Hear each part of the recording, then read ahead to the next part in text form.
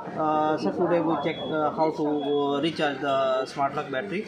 Okay, first you see here every lock you can see is here the battery status. When your battery is going low, okay, this is already tell your battery is low. Okay, when your battery is low, open the strip, this back side open this strip. Okay, take it out, battery out. Okay, you see here, there is the charging option. Okay, don't put here the power bank. Okay, bring this battery out for 2 hours, not maximum, for 2 hours, put on charge. Okay, here, when you put on the charge, here the battery, here the spot is coming red. Okay, when this full charge, this light is going to turn blue. Okay, when this light is coming blue, it's mean your battery is 100% charge. If you not see from here, you put the battery again here. Okay,